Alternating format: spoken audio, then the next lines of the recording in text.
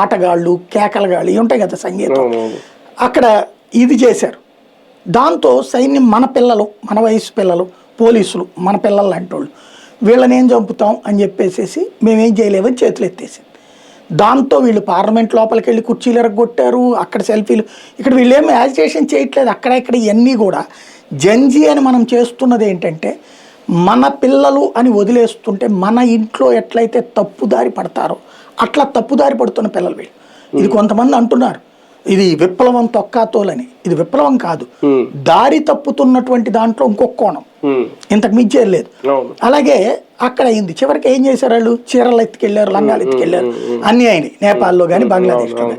ఏమన్నా మారిపోయినాయి ఆ దేశ భవిష్యత్తు? కానీ ఇలాంటి బిల్లులతో లీకేజీలు ఆగుతాయా? భయపడతారా లీకేజ్ చేసే వాళ్ళు? రేపు తప్పు చేసేవాడు ఎప్పుడు భయపడి. నేను ఒక పోలీస్ ఆఫీసర్ మొన్న కూడా చెప్పాను మీకు. ఓ పోలీస్ ఆఫీసరు తెలంగాణలో పనిచేసిన పోలీస్ ఆఫీసర్, ఆంధ్ర నుంచి తెలంగాణకి వెళ్ళిన పోలీస్ ఆఫీసరు ఇంటెలిజెన్స్లో చేసినప్పుడు ఈ పేపర్ లీకేజ్ వాళ్ళని పట్టుకుంటే బయటపడ్డ అంశం ఏంటాయి అంటే వీళ్ళు ఏదో భయంకరమైన బీభత్సమైన కుట్రలతో ఏం చేయట్లా. అక్కడ ఒక గాలి బ్యాచ్ ఉంటుంది ఢిల్లీలో, వాళ్ళు పని పాట ఏముండదు, మందు కొడతా కూర్చుంటుంటారు బార్ల దగ్గర. ఇది ఈ పై పనులు, ఆ పనులు, ఈ పనులు, జనాలు గ్యాదర్ చేయడాలు ఇట్లాంటివే చేస్తుంటారు. అలా గ్యాదర్ చేసే క్రమంలో అక్కడ ఉన్నటువంటి ప్రింటింగ్ ప్రెస్సుల్లో ఉన్న కుర్రోళ్ళందరూ కూడా వీళ్ళతో తిరుగుతుంటారు. ప్రింటింగ్ ప్రెస్సులు ఎంత